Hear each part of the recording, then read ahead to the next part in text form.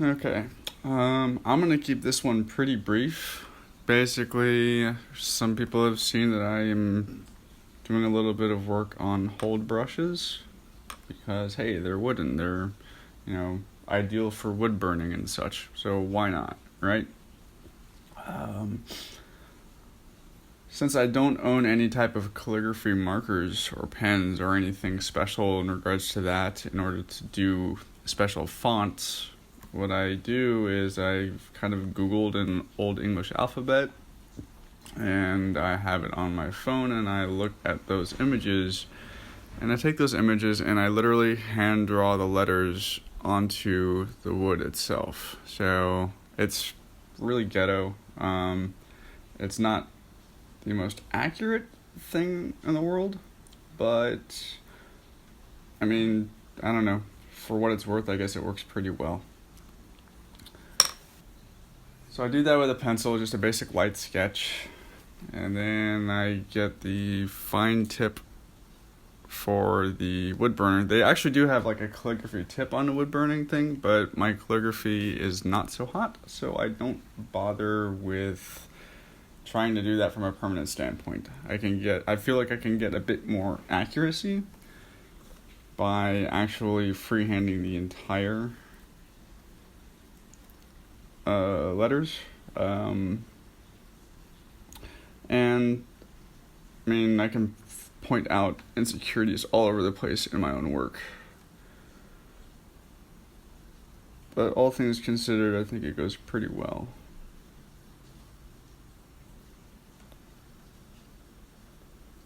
So I start just with a basic outline. I'll try not to talk through too much of this because I really do not like the sound of my own voice.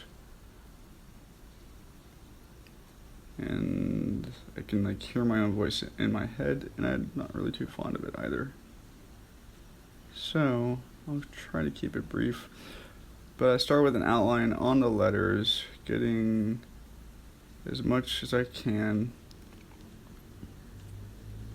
from there, and doing it pretty faint and light because I'm going to go over it once I'm done here as well. And this is where the calligraphy itself is designed to where it's supposed to be thin, or really profound line structures. And mine can sometimes work like that and sometimes not. Also, if I had a more professional pyrography tool, I might be able to perform something a bit more robust. But I am on a shoestring budget with this kind of stuff, so it is better. I can get better results doing it by hand. And since you only get one shot with something like this, well, okay, I guess I could sand it down and do it again, but that's a lot of work and a lot of time. And I can be kind of lazy when it comes to that kind of stuff. The whole phrase of work smarter, not harder. Yeah. This is one of those avenues where I can actually control that.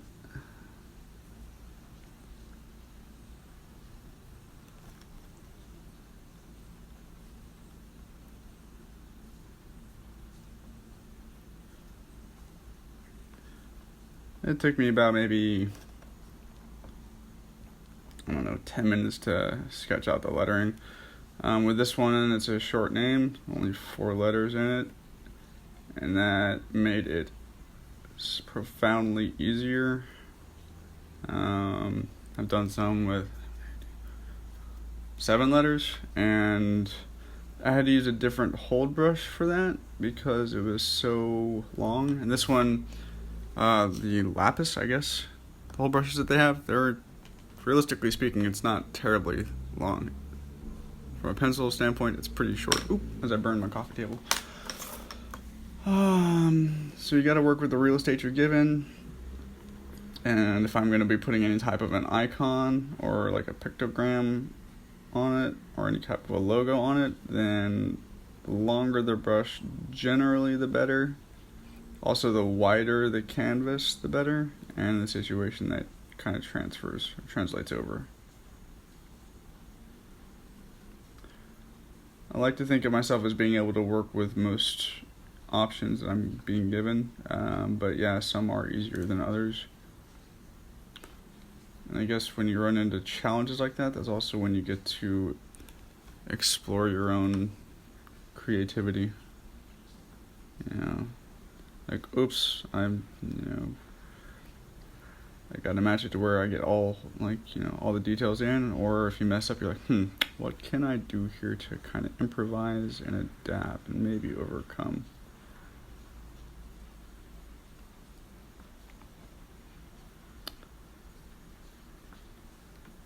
Rising to the challenge, if you put it that way.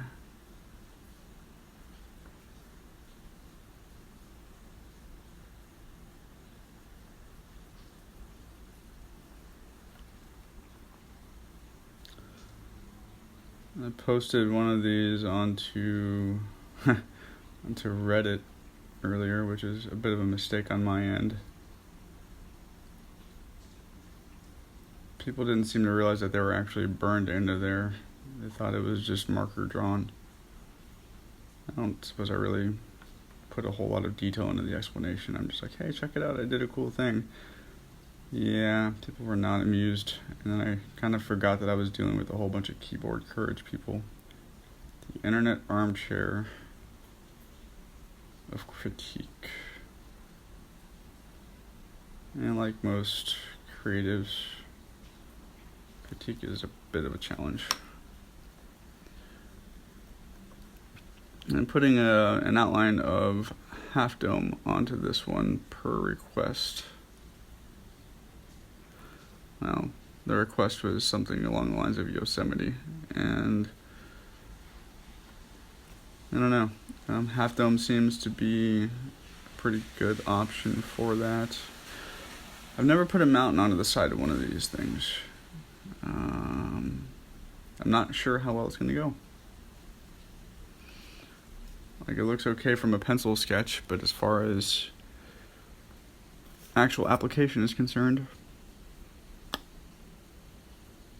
we'll see. The problem with it is that I don't want to get too far committed. Or actually, no, not even that. It's, again, unless I'm going to sand the whole thing down and start from scratch, you kind of have to be committed. But the challenge is making it actually look like what it's supposed to look like. Which I'm not sure if that's going to go this well with this one or not. But who knows? Maybe it will.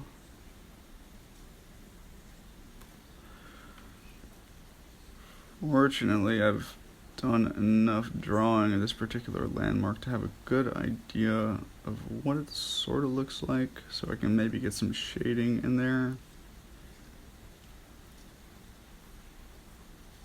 to emphasize certain features and make it pop a little bit. I mean, climbers will know what it is, I think. I hope.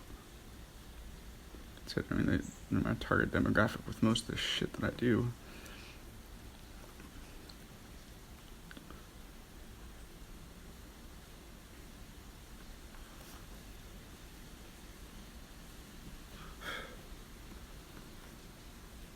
Alright.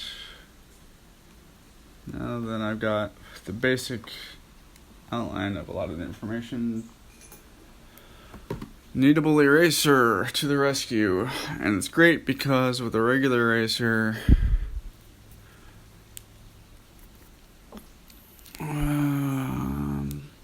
regular erasers smudge like that. I can't use that, for example, because if I try to use that, all it's going to do is smear around the graphite and make everything really unintelligible. It will smear everything up. Kneadable eraser, however, does the trick. Always has, always will. You can roll it in and it'll collect everything on the surface. And since the outlines are burned in, I don't have to worry about smudging anything from that respect. It's not burned to the point where it's like super charcoal or anything like that. At least not yet. It could be if I was to press long and hard enough, but... So... Alright, now I'm left with a really good outline to work with. So now it's a matter of step 2 of this process, which is, I'm sorry about the shading near the bottom here from the view of the camera, not my intention. I don't have a professional lighting setup. This is just my phone and Facebook. So,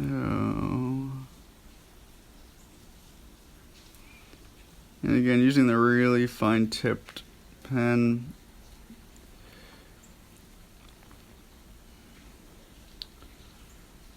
and the more pressure you put down on it, the darker and more substantial the burn is going to appear, obviously. This is where the patience takes into effect, because you don't want to fuck it up at this point. But you get some pretty decent fine details on it, I think.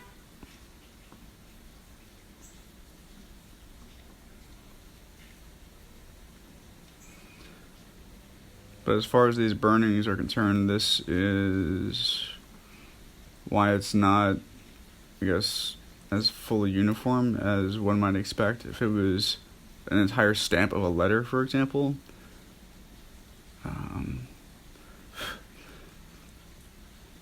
I have heard of those kits being available, but I don't know. I think that if I were to have like a whole letter that would heat up and then press into the wood,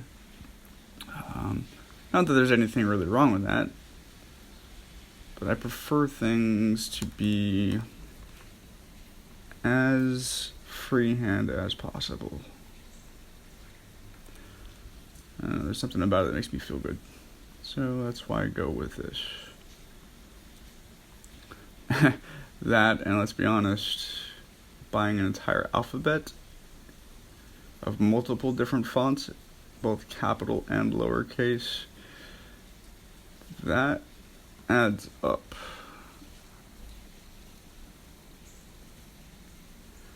So if I can get accomplished what I need to in a bit more of a tedious fashion, but still effective fashion, I will do that. Work with the tools that you have, right?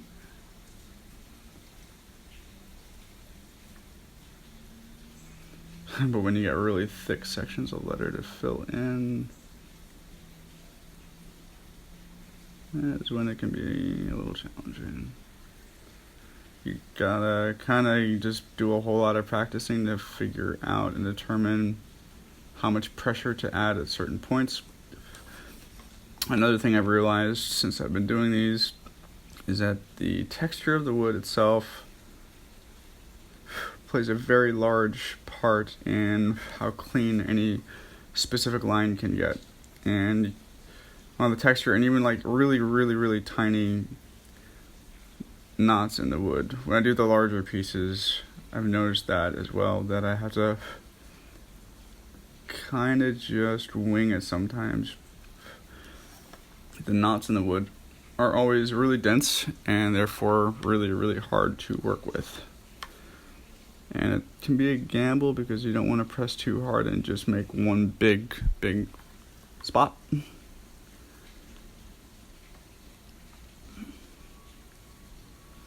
But even on the smallest pieces like this, you'll see little rivets, not rivets, little rivers of wood grain. And on this I, for example, this one letter that's going vertically, the path for the letter is going vertically. Like I'm actually going against the grain. So you gotta know when you can go like really quick, like something like this, or when you go really slow and even burn to get that straight line even across the grain. Not that it takes a lot of practice, but it is something that I've learned to pay a lot of delicate attention to.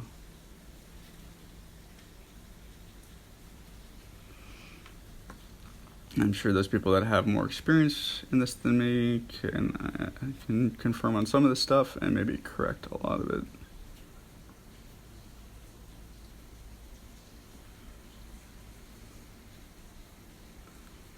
I don't know. I'm still learning. I think I'm doing a decent job though. There's the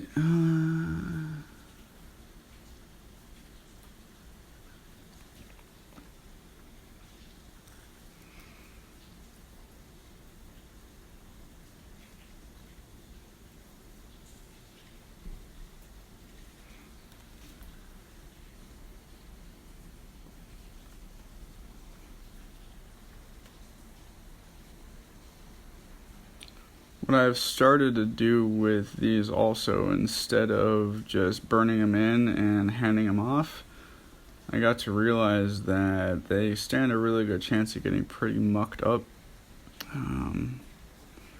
Whether it's from sweat or from dirt or obviously from chalk or whatever the case may be. So I went ahead and bought some polyurethane to give them a really just quick coat, just to help the overall weather resistance. The good thing is that it's not marker that I'm applying, it's not ink, so it's not going to rub off, it's not going to abrade very easily regardless. I mean, it's not engraved in there, obviously. Well, it's kind of engraved, but it's more permanent than ink, so it's not going to get wiped off or smudged off, per se. But given enough abrasion, I mean, wood itself is susceptible to wear and tear. So, with that being the case, I figured that a small 1 or 2 coats of a polyurethane or a lacquer or something. Is that the same thing? I don't know. Okay. A small coat of polyurethane on it will give it a little bit of protection and help with the longevity,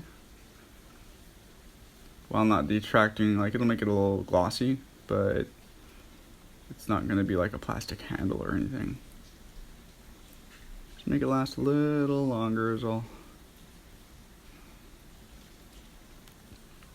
And I mean, come on, you're ordering one of these things, I want you guys to make it last, you know?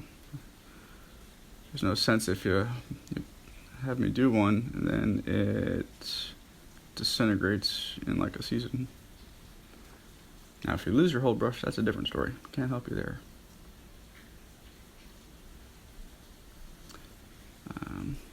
Also, I do feel confident in being able to do these things in multiple different fonts. So, the only thing that I need for them in regards to that is approval of an alphabet and being provided that alphabet.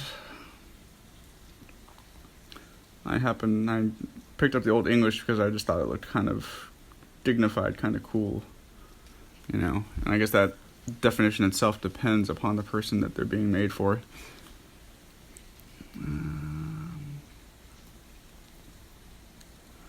Typically speaking, as far as the icons that I've used in the past on these, like the logos or they've just been general climbing pictograms that I've found off of Google, and kind of added my own like custom twist to them.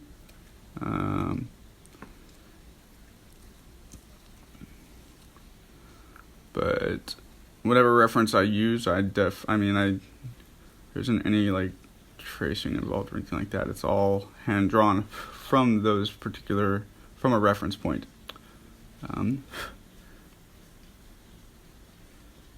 So if you are interested in something other than a climbing spot on it, one I did not too long ago had the outline of a dog on it. So, I mean, obviously it's got to look pretty distinct, you know. But those are options to consider as well. It doesn't have to be just a generic climbing logo, or like I've done ones that have like carabiners or a climbing shoe. So they can be far and wide. I'll add a bit of creativity. I'm not going to put anything on here that I don't think looks, I don't know, for lack of a better word, cool, you know.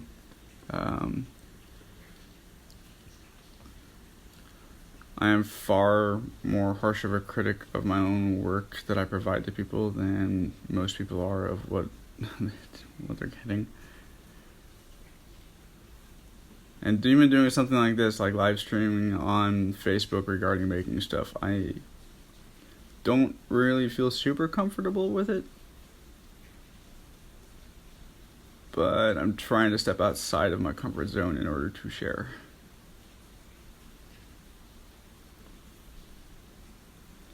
Because haters are always gonna hate. I am no exception to that either.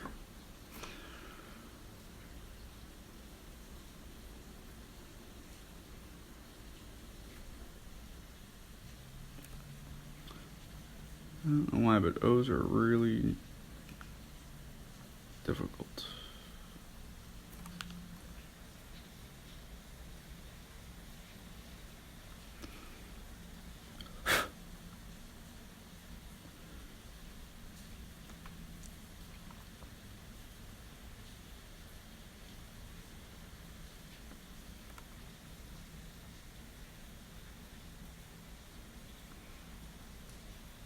Oof, I'm getting old.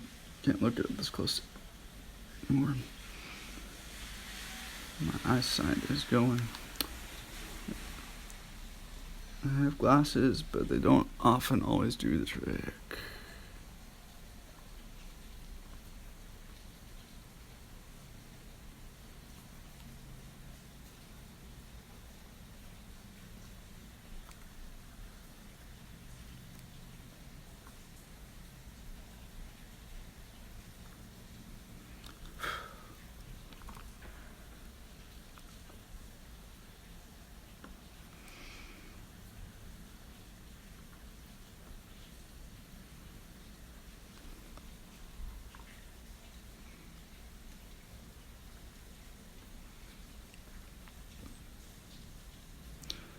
But yeah, so some of these don't, like, if you look at one of the ones that I've done in the past, they can look possibly like wobbly or not maybe uniformly burned. But the reason why that is, like I was explaining earlier, I don't actually use stamps to create these. So they're not individual letters on each one that are just being branded in. It is actually hand drawn out and then filled in.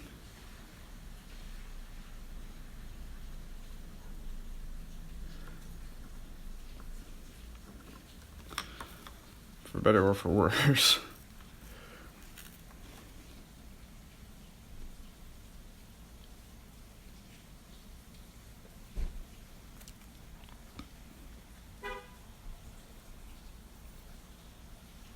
Here's Half Dome getting finished up. Just trying to bring it contrast out of the outline for it a little more. Maybe add a touch of shading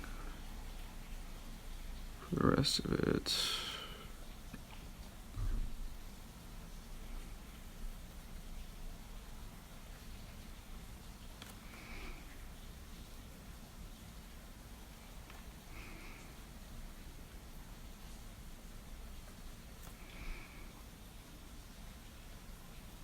It's kind of weird because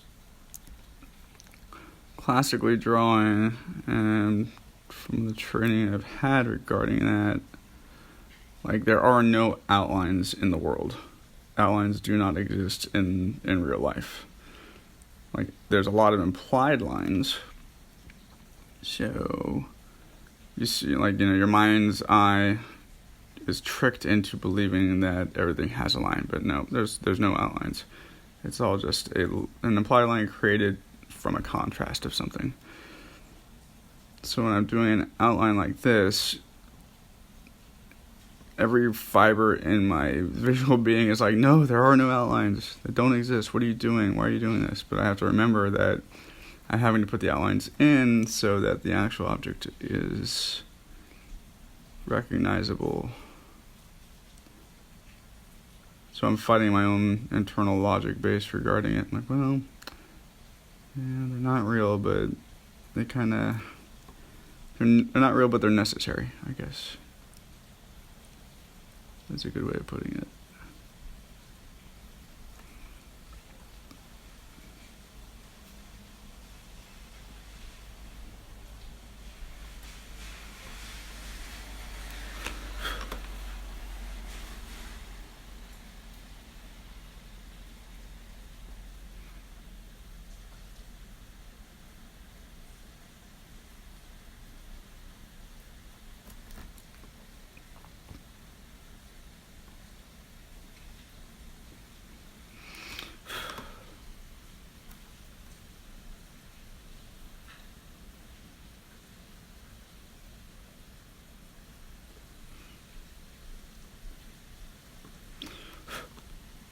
Okay.